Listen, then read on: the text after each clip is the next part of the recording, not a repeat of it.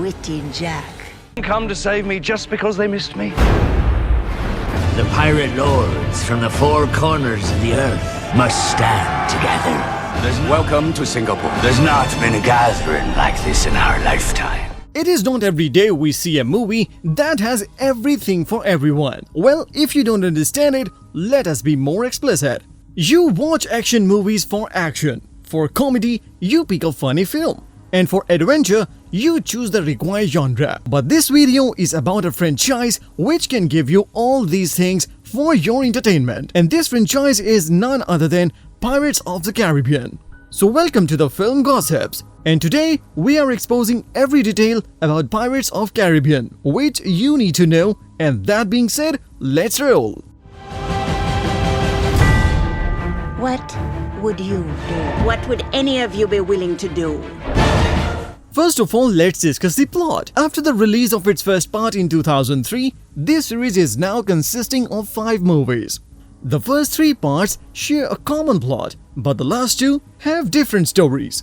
Before we go further, let's have a quick look at these parts.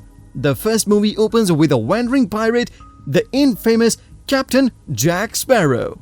He is a clumsy but intelligent pirate, seeking revenge against his former first mate, Hector Barbarossa.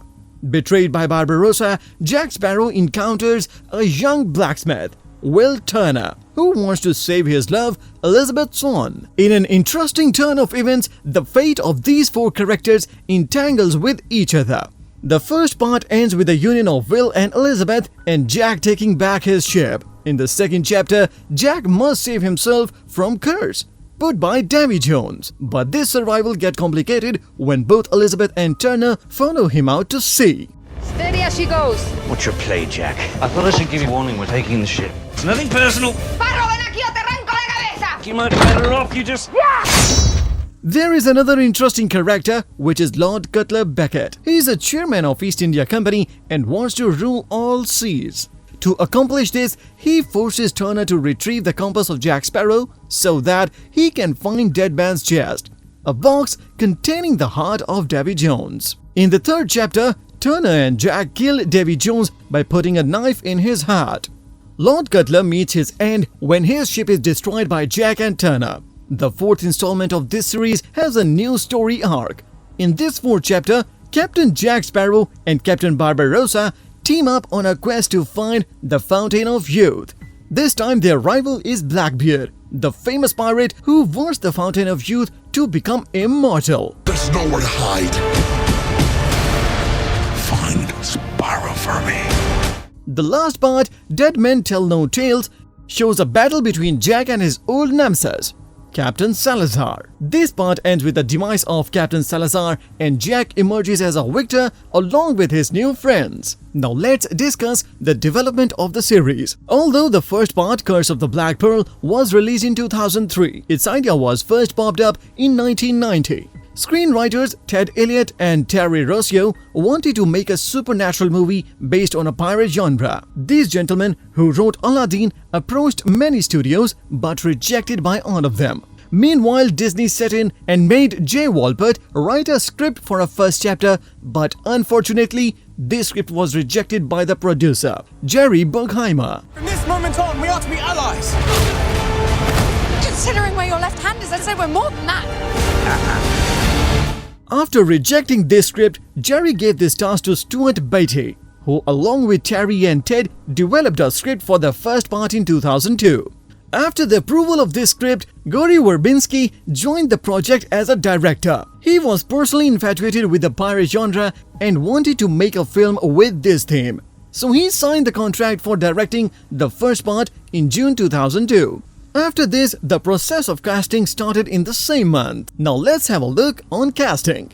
Johnny Depp and Geoffrey Rush signed the contracts for the role of Jack Sparrow and Captain Barbarossa. These actors were picked due to their versatility and adaptability. Orlando Bloom, who portrayed the character of Will Turner, was suggested by Geoffrey Rush.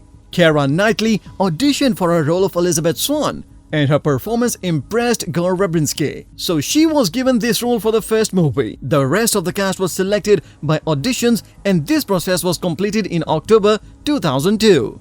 Hunted and killed thousands of men. No, men, no. Pirates.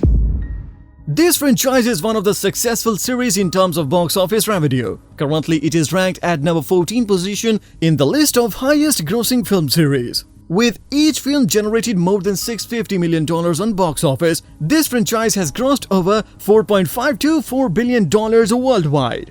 It became the first ever series with multiple films crossing the $1 billion mark. Let's analyze the critical response.